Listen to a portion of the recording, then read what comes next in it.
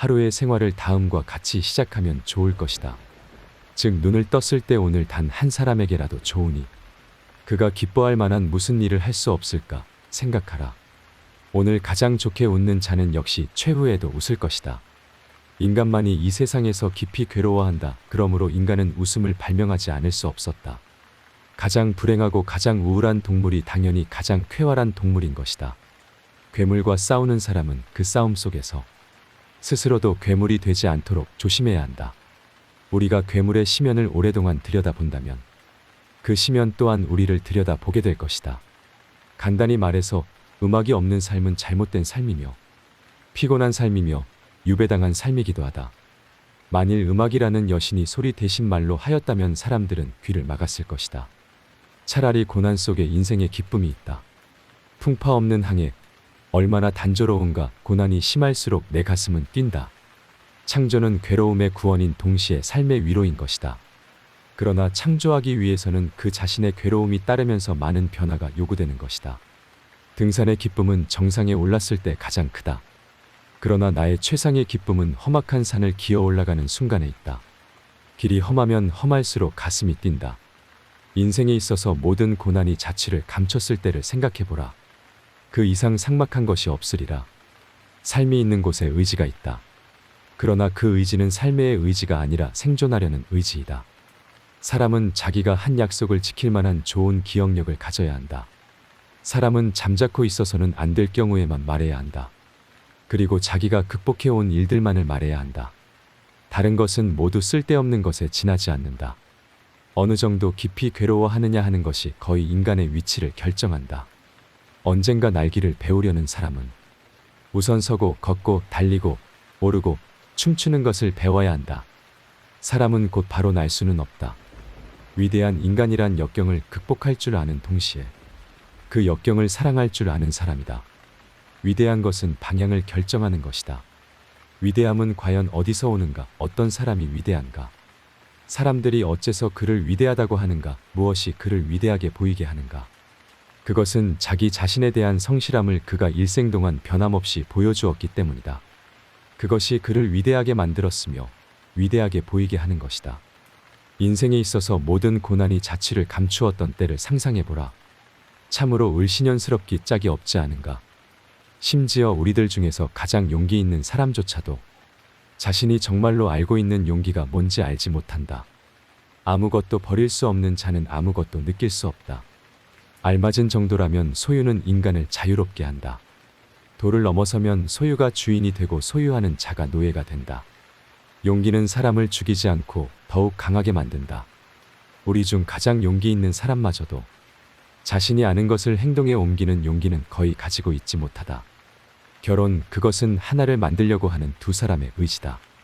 단지 그 하나를 이루려는 것은 두 개 이상의 것이다. 이와 같은 의지를 의지하는 자로서 서로의 공경을 같이 치러주는 것을 나는 결혼이라 부른다. 결혼 생활은 긴 대화이다. 결혼하기 전 당신 자신에게 다음과 같은 질문을 해보라. 즉 나는 이 여자와 늙어서도 여전히 대화를 잘 나눌 수 있을까? 훌륭한 친구를 가진 사람은 반드시 훌륭한 아내를 얻을 것이다. 훌륭한 결혼이라는 것은 우정의 재능에 달린 것이기 때문이다. 부부 생활은 길고 긴 대화 같은 것이다. 결혼 생활에서는 다른 모든 것은 변화에 가지만 함께 있는 시간의 대부분은 대화에 속하는 것이다. 근시의 남녀가 사랑을 하는 것이다. 사랑하는 남녀를 치료하기 위해서는 약간 도수 높은 안경을 주면 낫는 경우가 있다. 물론 여자는 남자의 친구가 될 수 있다. 그러나 친구 관계를 튼튼하게 지켜가기 위해서는 약간의 생리적 반감이 이를 돕지 않으면 안 된다. 사람의 마음에 사랑이 흐를 때 나쁜 일을 하지 않으며 복종이나 덕이 따를 수 없는 그 이상의 것을 해낸다. 사랑에는 항상 약간의 광기가 섞여 있다. 그러나 또한 그 속에서도 항상 약간의 제정신도 있는 것이다. 사랑을 하고 있을 때 사람들은 다른 어떤 때보다도 훨씬 더 잘 견디어낸다. 즉, 사랑이라는 이름으로 모든 것을 감수하는 것이다. 사랑이 두려운 것은 사랑이 깨지는 것보다도 사랑이 변하는 것이다. 인간은 오직 사랑 속에서만, 사랑의 환상의 그늘에 숨어서만 창조된다. 철학은 대중들에게 종교를 대신하도록 함으로써 높게 평가된다. 초인이란 필요한 일을 견디어 나아갈 뿐 아니라 그 고난을 사랑하는 사람이다. 침묵을 당하는 모든 진실은 독이 된다. 필연적인 것은 단지 참고 견디는 것이 아니라 더구나 그것을 감싸주는 것이 아니라 사랑하는 것이다. 훌륭한 사람이 저지르는 잘못은 존경할 만한 가치가 있다. 그것이야말로 하찮은 사람의 진실보다도 더 유익하기 때문이다. 내가 보기에 철학은 모든 것을 위험에 빠뜨리는 무시무시한 폭탄이다. 내가 항상 그렇게 들어왔고 지금까지 그렇게 행해왔듯이 철학을 한다는 것은 얼음 덮인 산꼭대기 위에서 기꺼이 살아가는 것이다. 너는 안일하게 살고자 하는가? 그렇다면 항상 군중 속에 머물러 있으라. 그리고 군중에 섞여 너 자신을 잃어버려라. 너의 양심은 무엇을 알리고 있는가? 본래의 너 자신이 되라. 더 이상 자신있게 사는 것이 불가능하다면 차라리 당당하게 죽음을 택하라. 도덕에 대한 복종은 노예적이며 허영이며 이기적이며 체념이며 음울한 광기이며 사상을 버리는 것이며 절망적인 행위이다. 도덕적인 경멸이야말로 인간의 품성을 손상시키는 그 어떤 종류의 범죄보다도 훨씬 더 혹독한 모욕이다. 모든 신념은 거짓말보다 더 큰 진리의 위험한 적이다. 강한 신앙을 동경하는 것은 강한 신앙의 증거가 아니라 그 반대이다.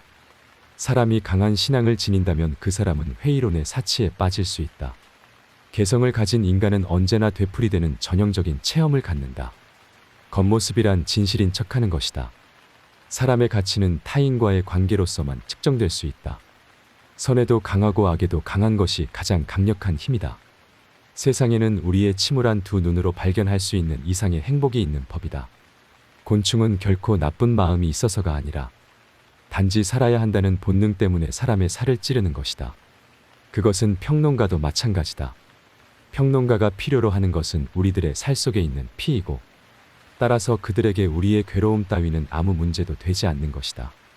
공동재산, 스스로 모순되는 낱말이다. 공동의 것은 아무런 가치도 지니지 못한다.